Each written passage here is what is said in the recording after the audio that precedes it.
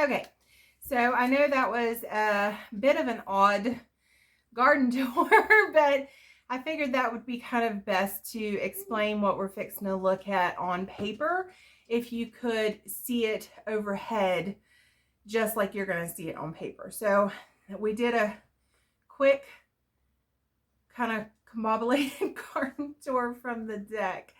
And when we get into spring, I'll do a better garden tour than that, I promise. But let's look at how I garden plan on paper. Okay. So what I have found is that for the raised beds, 3x5 note cards are actually perfect for my garden, because my garden beds are basically 3 foot by 5 foot, and the center ones are a little bit bigger. They're like 4x5 or 4x6. I can't remember. However, I can still garden plan this way. So on the end, these beds are actually L-shaped. They have a little bit right here, and then on the one end there is a connecting one. So I just kind of slant these to represent that L shape. So what this shows, all right, so I don't know if this is a great way to see this. However, I have limited space here on my table.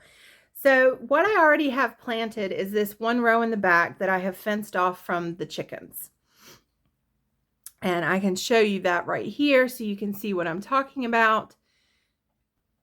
The sawdust is actually covering the onions and the garlic. It helps. It's actually like a wood chip sawdust.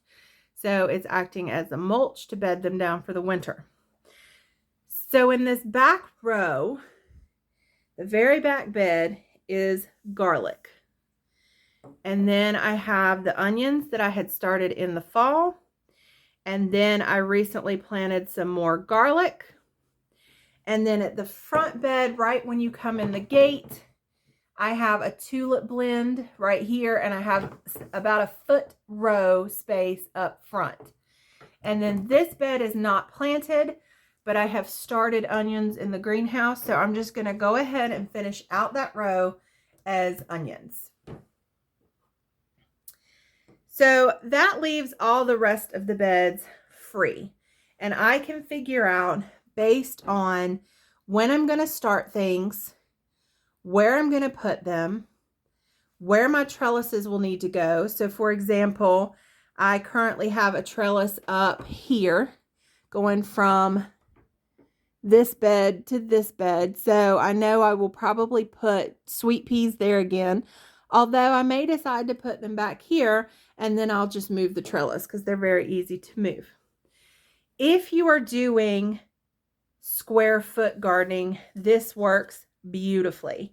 So for example, on the center bed that is 4x6, even though this is like a 3x5 card, I can still grid it out so that it represents 4x6. So even though they may not be exact, you've got your square footage. So you know that you can put this as a tomato plant, and this as a broccoli plant, and this as whatever, or 16 radishes, or 16 onions, or 8 whatever. So you can still grid these out and represent your raised beds. Now for the 3x5, you just grid it out 3x5. And again, I know that's not exact right there. I kind of flubbed that one up, but you get what I'm doing. And then I have them all labeled, so I know that this is back center third bed, back center second bed. So when I go out in the garden, if all I'm planting is the center beds, I can take these with me and put them on the bed they're supposed to be, and I know that I'm going to put whatever I've planned in that bed, whether it's gridded or not. I tend to follow a grid, but I don't always lay it out in a grid. I've done this for so long that I know how many plants and the spatial relationship of these beds. So that is how I do my raised bed gardens and the 3 beds around the fire pit deck. However, this year with the fire pit deck, I know I'm just going to put a bunch of bulbs in it, so it doesn't really matter. I'm not planting tomatoes or broccoli or anything like that in that this year. For my in-ground garden, I do it a little bit different because it does not fit this 3x5 shape. I still could use these if I wanted to, but I find doing it this way helps me. So this is what I had last year. This is how it was laid out. So this is my raised bed garden. This is the high tunnel garden. This is the greenhouse. And all these hatch marks are walking paths where the wood chips went. So I had the 5 rows. Oops, here, 4 rows. And I had melons and winter squash planted in these rows so that they could run everywhere. They did not do that good there, so I don't know that I will plant those there again. And then I have the barrels up here, which I did not use last year, but I will use them this year. And there is actually a little bit more space here between these rows that I hope to do something with. This area I did not do anything with. It's actually a fairly small area. I had contemplated putting a, 3x5 bed is about all it will hold there, and putting flowers in right there. I am not sure what I will do with it this year. I did potatoes, a big bed of potatoes, because you're not going to walk in them. You're just going to plant them and you're done. And they did amazing right there. So I may actually do some more here. Then I had lettuce behind the greenhouse because I was hoping the greenhouse would shade it and give me a longer time with the lettuce, but that did not work very well. I got the lettuce in late and it bolted on me. And then back here, the chicken coop is here, part of it, the duck run area. And so I planted some okra right along the fence so it would get tall, and then planted my sweet potatoes in front, and my sweet potato vines actually ran up all over the okra, choked it out mostly. I couldn't get to it, and all over the duck run, which created shade, which worked really well. So I may do that again there. Or there is space between this high tunnel and the chicken coop here. It's about this size, but it runs an additional, 25, 30 feet to the end of the fence in the high tunnel. So I may extend this bed all the way out and put sweet potatoes on that side. I was originally going to use that for flowers as well. Oh, look, here's my cat come to lay on my papers as he always does. So I have more areas to expand. I have to get more compost brought in for that. This high tunnel garden, we are not going to plant in tomato rows this year. Hi, honey, I see you. Because we are hoping to actually get the... You are so silly. Everybody's here to look at gardens, not look at kitty cats. So now that you have your layout and you have your method of planning out, the last thing you kind of have to look at as far as writing out your paper is when things mature and how long they need to stay in the ground. So if you're going to do a spring and then a summer and then a fall, when you're planning your space, you need to plan which vegetables or fruits are going to follow which vegetables or fruits. So, for example, on my trellis where I talked about putting the peas, if I plant a sugar magnolia tendril pea, then I know that it takes 7 days to get to maturity. But that just means when you start getting fruit, that doesn't mean that the plant is done, because peas will keep producing for a while. So if I'm going to follow that up with another crop once it gets hot, I need to know that I've got something ready to go that can go in that spot and take the heat. So what I do is, once I plant the peas, say I put them in on March 1st, then I know they're going to start coming into maturity on May 6th. Now it gets really hot here, So they will not last forever. I will get probably 2 to 3 weeks once we get to June and we start staying consistently up into the 80s. They won't last very long. So at that point is when I would pull them out, but I don't have to technically pull them out. I can still plant below them and then just clip them off when the new plant starts getting really big. So if I put in a rattlesnake pole bean sometime mid-May, I can plant them underneath or on the other side of the trellis from where the peas are. And then once the peas start dying away and the pole beans start going up the trellis, I can just snip those peas off at the base and take them off the trellis and let the rattlesnake beans kind of take over. So you can stagger that planting and have a full crop from your spring and into your summer. So cabbage, if I do this golden acre cabbage and I plant it into February, beginning of March, it is a 65-day till maturity. My cabbage tends to take a little bit longer than that, it seems. But I know that it's going to come to maturity somewhere around the 1st of May. So that's when I know that I will start having room for something else. So I will probably follow up where the cabbage is with tomatoes. So if I do this, like this Moneymaker tomato, I know that it has a 75 to 90 day variety or maturity. So I can start it in the greenhouse while the cabbage is in the garden. Then when I pull the cabbage, I can amend the bed and put the tomato in after Mother's Day, which you're pretty much guaranteed not to have frost after Mother's Day, which is like I think May 8th this year. So you don't want to put your peppers in until after that day, and really you don't want to put your tomatoes in. It's kind of like our rule of thumb, although I usually sneak them in a couple weeks before that. But I lost them last year, so I probably will not do that this year. So if I wait till after Mother's Day, May 8th, to put my tomatoes in, my cabbage will be gone. Or at least right around that area. And then I can put the tomatoes in and know that I will be getting tomatoes by the end of June, 1st of July, which is typically when we get tomatoes start ripening here anyway, is July 4th.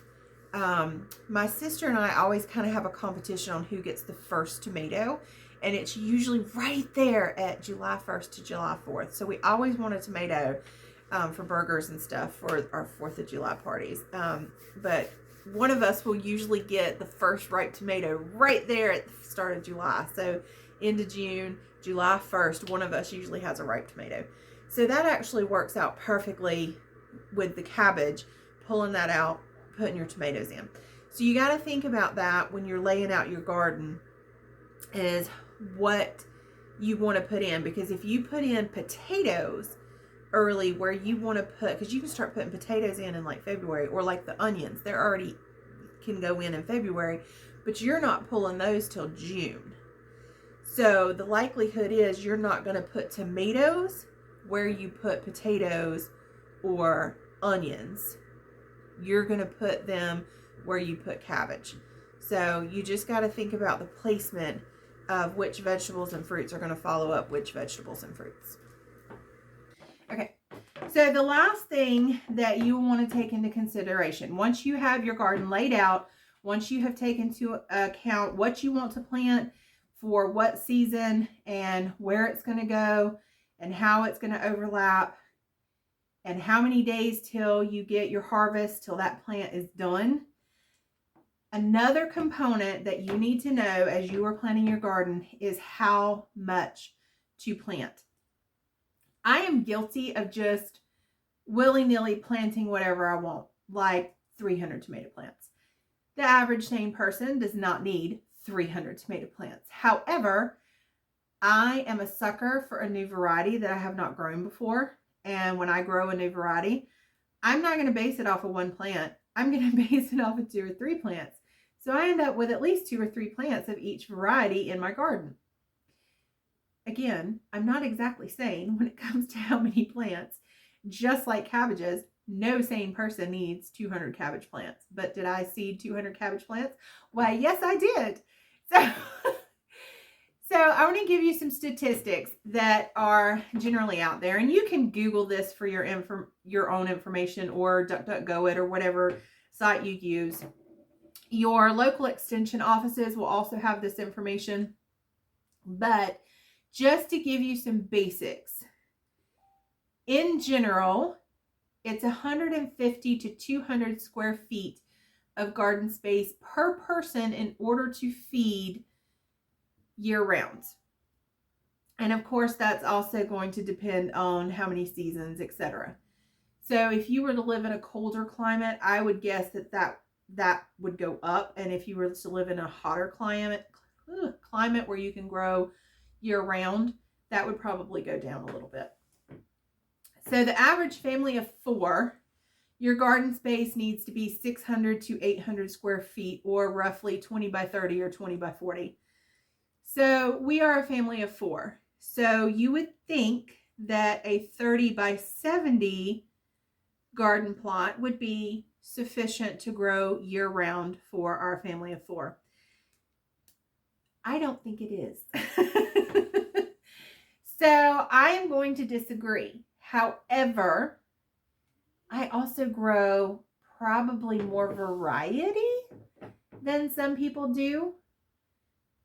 So I'm not sure what they're basing this on. If it's just tomato, corn, squash, eggplant, cabbage, whatever, like, I don't know. And that could just be seasonal eating. That may not be canning. So I'm not exactly sure what that statistic is based on. But they all seem to agree with that in most places that I look. So let's look at some varieties. So radishes, they say 10 to 15 plants per person, which means you're only eating 10 to 15 radishes per year. But we can grow radishes in the spring and in the fall, and you can pickle radishes and eat them all year. So I don't know that limiting yourself to 10 radishes per year per person makes sense to me, when you can pickle a whole jar of them and munch on them whenever. Spinach, 30 to 60 plants per person. Yeah, I'll buy that one. Spinach is prolific. You can cut and come again, so you can preserve quite a bit of that off of 30 to 60 plants per person. I mean, for a family of 4, just 30 plants, that's like, what, 120 plants? 30, 60, 90, 100, yeah, 120 plants. And you can plant that twice a year, so that's 240 plants. That's quite a bit of spinach. I could see that one. Squash, 1 to 2 plants.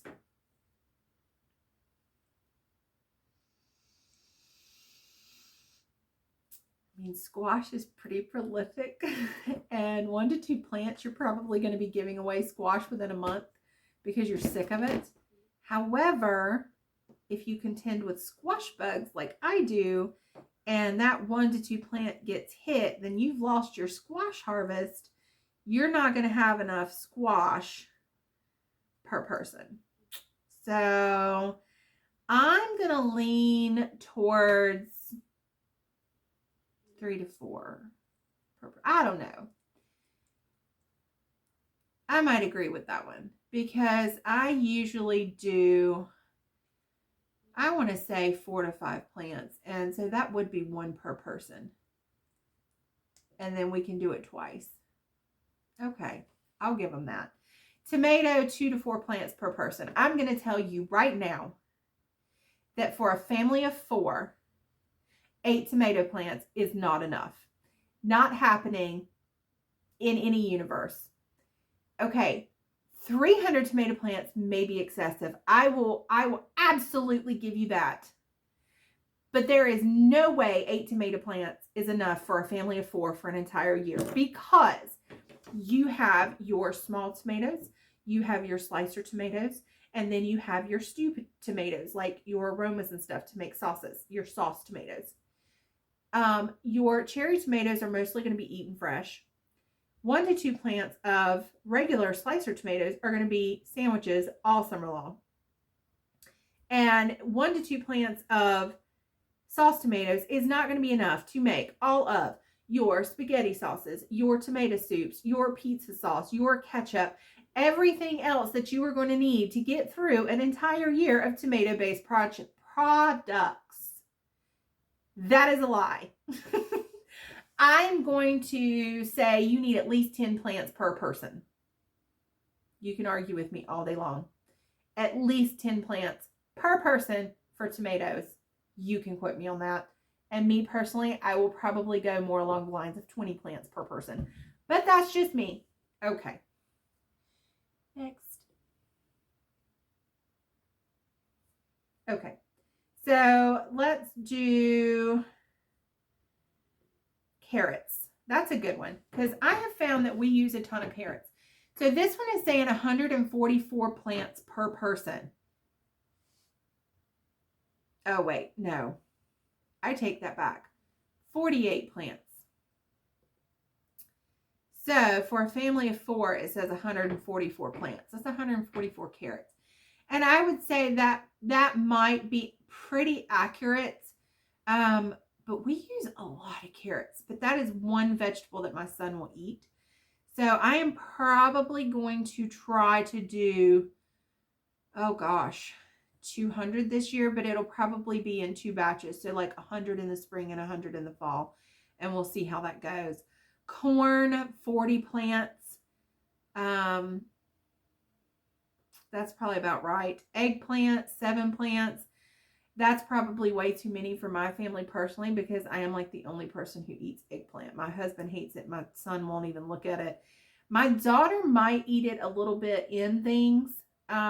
She is not a big eggplant person, but I am literally like the only person who eats it, and I don't feel like eggplant stores well. So we personally only do 2 to 3 plants, which it does say 2 to 3 plants per person. And since I'm the only one that eats it, that's about right. Let's see what else. Melons, 4 plants total. We love melons. We're going to plant way more than that. Onions, 12 to 20 sets per person. So 80 to 100 sets. Yeah, that's about right.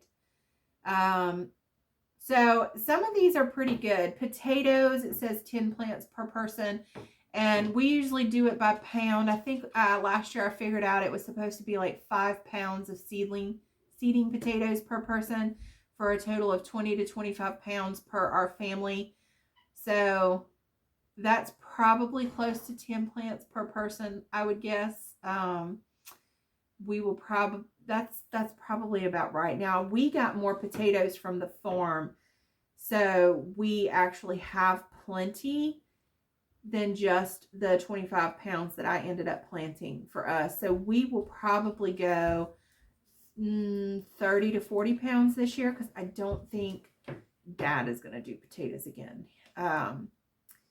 So we may plant a little bit more because we are pretty heavy on that. So what I'll do is I will actually link some of the information that I have found for you guys to look at, and you can decide based on your food preferences, how many people are in your family, and how you use it. Now, if you are not going to can, or if you are only going to can, some diced tomatoes so that you can make whatever later on. If you're not going to can soups, if you're not going to can pizza sauce, you just need, 10 to 15 cans of diced tomatoes to add to stews and soups during the winter. That's up to you. We typically figure 2 to 3 jars of tomatoes per week to get through the winter. So it's typically we go for 70 to 100 jars of tomatoes. But this year we used more of the canned tomato soup and tomato sauce than we did the plain tomatoes. So I'm actually going to have to take the plain tomatoes and make more of that stuff. So next year I may change that up a little bit. So anyway, I hope all this information was helpful. I hope it was not overwhelming. I know I tended to be a little bit long-winded, but I felt like there was a lot of information to get you going if you are relatively new, or if you are relatively new to planning out your garden. So hit me up in the comments and let me know what you think, or if you have any other ideas. I'm sure people would love to learn from everybody. So thanks for watching, and we'll see you in the next one.